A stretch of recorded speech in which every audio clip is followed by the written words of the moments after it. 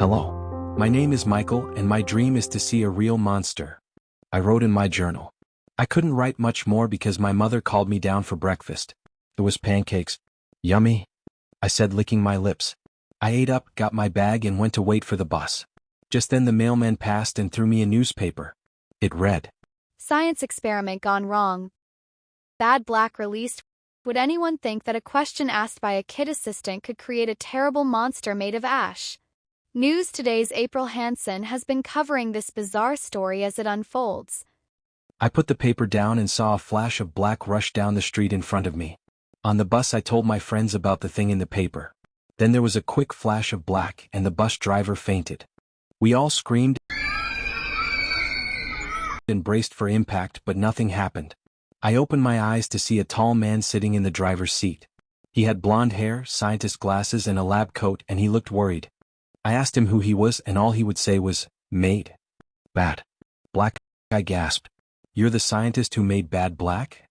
"Yes, I am," he said. "We are lost in the woods. We have to find a place to stay." I looked around. The scientist had driven the bus into the woods, knocking down bushes and small trees, but we were hidden. That's when I realized everyone except me and John were gone. John was a tall, strong kid. He has dark brown hair and he is the biggest bully in the grade. We walked to an old, abandoned building and the scientist said, "I guess we're staying here for the night." We couldn't find an unlocked door, so we entered through an open window.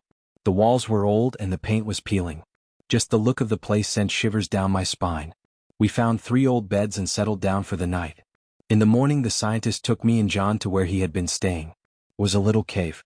I asked him why he didn't have a home and he said, "Since I made bad black, people threw me into the woods and said I couldn't come back." He sighed. "Anyway, I am going to get water from a nearby river." I feel bad for him, I said to John.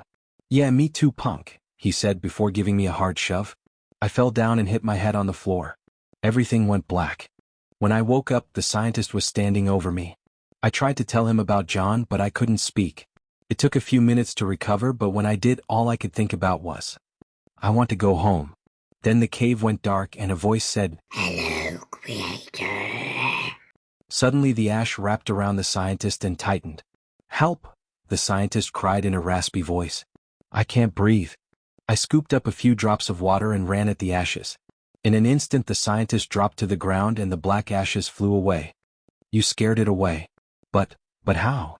"Water," I replied. "Let's go get wood." We had been walking for a while and didn't realize it was getting dark. We decided to watch the sunset. But we couldn't do it for long because the ash was back. It began swirling around like a tornado. John tried to run, but he couldn't. The strong wind had him. "Help!" he cried before being sucked up into the tornado. He started spinning and couldn't stop. Meanwhile, the scientist was holding onto a rock for dear life. Just then a whole tree was ripped out of the ground. That's when I knew we stood no chance. I looked up to see the moon disappearing behind the clouds. Storm clouds. I thought, "Oh, great," and then I remembered the ash can't survive the water. It started raining. No. The ash cried. Yes, we all cried. "I am never doing another science experiment ever again," said the scientist.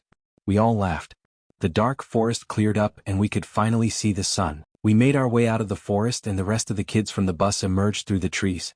After dropping the other kids off, I convinced my mom to let the scientist stay with us. But he has broken his promise. He still does science experiments all the time. And so, it remains a mystery.